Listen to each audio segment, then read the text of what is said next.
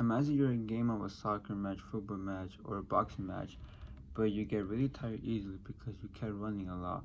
What do you do? The correct answer is to not overtrain your body.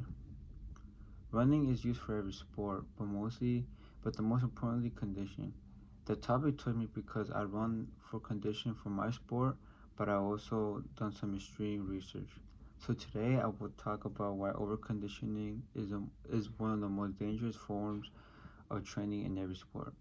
First, we will look at what sport needs the most conditioning, then we will talk about the problem when overconditioning, and then finally we will talk about the solution.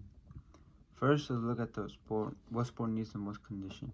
Not everyone is into sport, so basically they don't need to have condition, but the people who do sports need it. Boxing boxing needs a condition the most because they are one who gets hurt each round, and when they get hit in their body, that's where you get tired easily. In my protein, a reliable source, marketing seller, and a writer since 2004 says that boxing is a skill of fitness sport and it's one of the hardest sports that you can do. You can always have you always have to be in shape, but in the other study shows that bodybuilding, assessed by Ryan DeLuca in 1997, it says that wrestling needs the most conditioning because they need to stay in shape by physical and mental aspects. And many wrestlers have to be able to perform in minimum calories. So after looking at what sport needs the most, let's talk about the cons.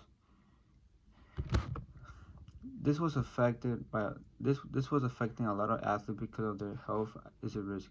A lot of athletes threw up and they underperform. This affects me.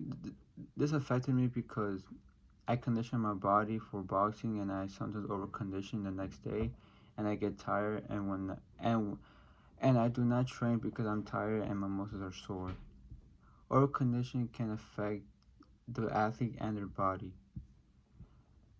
Why conditioning is bad for a player is one of the poorest trends in strength and conditioning in team sports, and is over condition of cardio conditioning.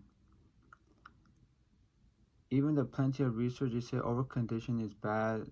There are coaches who pushes their players by recognizing their overconditioning. They don't let the players rest, and this is why they vomit or get injured. They say that those who get high incidence are actually medium or low intensity in very poor quality. The problem addresses me by overconditioning. I used to run almost 2 hours, and then when I get home, I obviously was tired. But during my boxing training, I got tired and my body was weak. I couldn't throw a jab, I couldn't do anything, and sometimes I almost threw up. But then over time, I stopped running for 2 hours and I started to run an hour, and I get back into training, and I wasn't feeling weak anymore. So far we looked into the sport what needs the most conditioning. We talk about the problem. Now we're gonna look into the solution.